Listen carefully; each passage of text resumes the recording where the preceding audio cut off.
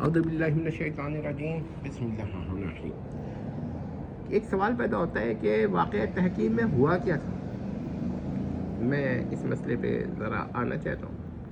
تحکیم کا مسئلہ واقعی ایک ایسا مسئلہ ہے جس کے بارے میں زیادہ تر روایات ضعیف ہیں۔ تو اب جب ہمارے پاس صحیح روایات نہ ہوں تو کیا ہم باطل روایات کو تسلیم کر لیں، یا ضعیف یا موضوع روایات کو تسلیم کر لیں، یا ابو مخلف جیسے لوگوں کی روایات کو تسلیم کر لیں؟ نہیں۔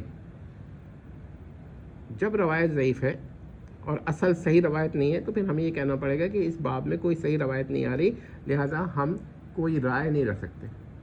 یا تک ضعیف روایت کا ہے تو اس کی توجیہ یا تعویل کا کوئی قاعدہ، بعض لوگ خلاف قاعدہ بھی اس کی تعویل و توجیہ کر دیتے ہیں، کیونکہ وہ ہے ہی روایت ضعیف، تو اس کی آپ جس طرح چاہیں تعویل کر دیں یا اس کو مسترد کر دیں۔ تو ہم تو ضعیف روایات کے بارے میں صرف اتنا کہتے ہیں کہ ضعیف روایات سے بعض حضرات نے، اور جو کہ بے حد ضعیف روایت نہ ہو، تو افعال اور فضائل اعمال، یعنی کہ یہ مستحب ہے فعل یا غیر مستحب ہے، نفل ہے یا غیر نفل ہے، اس کے سے آگے نہیں بڑھے ہیں۔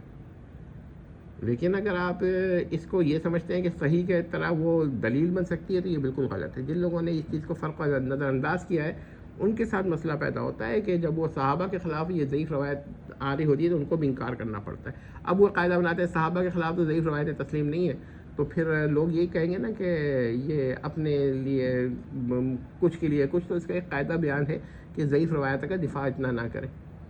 لیکن جہلمی صاحب جو ہیں وہ تو پہلے ہی بیان کر چکے ہیں کہ ضعیف روایات کے مخالف ہیں، مگر اب وہ دھیرے دھیرے وہی کام کر رہے ہیں، یعنی کہ ایک زہر جو ہے جس کو کہہ چکے ہیں زہر ہے، اس کو پھر دو لوگوں کو دے رہے ہیں۔ آخر ایسا کیوں کر رہے ہیں؟ اس لیے کہ پہلے تو انہوں نے اپنے آپ کو یہ ظاہر کیا کہ وہ روایات کی صحت پر غور کرتے ہیں، پھر جب ان کے معتقدین اس حد تک آ گئے تو پھر انہوں نے وہی کھیل کرنا شروع کیا کہ ضعیف روایتوں کو بھی صحیح روایت کے ساتھ ملا دیں۔ پہلی غلطی۔ دوسری غلطی یہ کہ یہ جان کر ڈیلیبریٹ غلطی ہے کہ صحیح روایت کے ساتھ اپنے الفاظ چپکا دیں اور پھر کہیں کہ بھائی صحیح روایت میں تو یہ بات ہے، حالانکہ وہ باتیں صحیح روایات میں نہیں ہوتی۔ تو یہ دو غلطیاں جو ہیں بڑی امپورٹنٹ ہیں۔ اس کے بعد کچھ روایات کے بارے میں انہوں نے کیا کیا کہ وہی راوی کو ایک جگہ صحیح کہہ رہے ہوتے ہیں، اسی طرح کے راوی کو دوسری جگہ غلط کہہ رہے ہوتے ہیں۔ کیوں آخر؟ تو اس کا مطلب ہے کہ جہلمی صاحب کا اصول قاعدہ کچھ نہیں تھا۔ ان کا واحد اصول ہے لوگوں کو غلط معلومات دینا، یعنی کہ معلومات تو ہم کیا کہیں، غلط شکوک میں، مطلب غلط قسم کے اوہام اور شکوک میں مبتلا کر دینا۔ ان کو انفارمیشنز جو دے رہے ہیں ڈسٹورٹڈ انفارمیشنز دے رہے ہیں، یعنی ایسی باتوں کا بارے میں جہل مرکب دے رہے ہیں۔ جہل بسیط بھی دے رہے ہوتے ہیں نا تو کچھ بہتر ہوتا ہے، لیکن جہل مرکب یہ ہوتا ہے کہ غلط بات بتا دینا۔ مثال کے طور پر ایک کمرہ خالی ہے اور آپ کے ذہن میں ہے کہ یہ کمرہ جو ہے اس کے اندر ایک کرسی رکھی ہوئی ہے، تو آپ کا علم غلط ہے، یہ جہل ہے، مگر یہ جہل مرکب ہے۔ اور جہل بسیط کیا ہے؟ جہل بسیط یہ ہے کہ آپ کو معلوم ہی نہیں کہ کمرے کے اندر کرسی ہے کہ نہیں، یا کمرہ خالی ہے۔ تو آپ نے دیکھا کہ جہل مرکب اور جہل بسیط کا فرق ہے۔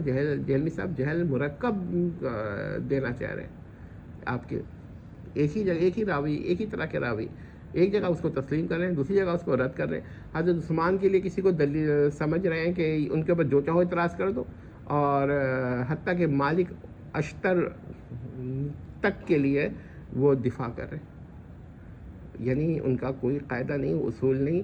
اگر اب بھی اس کو رفض نہ کہنا، ہم تو رفض سے اب بڑھ گئے کہتے ہیں، ہم تو یہ تو رفض سے بڑھ گئے، اب تو ہم یہ کہیں گے کہ یہ عداوت صحابہ ہے۔ کیوں؟ کیونکہ وہ اب خوارج کو بھی کہتے ہیں کہ وہ ویسے نہیں تھے جتنے کہ ہم برا سمجھتے ہیں ان کو۔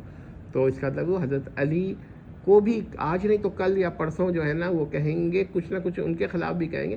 اس وقت وہ یہی چاہ رہے ہیں کہ ایک ساتھ سب کے خلاف نہ بول پائیں، ورنہ سب مل کر ان کے خلاف جائیں گے تو ظاہر بات ہے کہ وہ اس وقت رزق کا وہ ایک ڈھال لیے ہوئے چل رہے ہیں، کل کو یہ ڈھال بھی اتار دیں گے جب وہ دیکھیں گے کہ ان کے پاس اب ضرورت ہے۔ لیکن انشاءاللہ اس کی اب نوبت نہیں آئے گی۔ لوگ جو ہیں ان کو سمجھ رہے ہیں، اور جو لوگ سمجھ رہے ہیں وہ پھر ایسا نہیں، امید کرتے ہیں کہ آپ کو یہ بات بھی سمجھ میں آ گئی ہوگی۔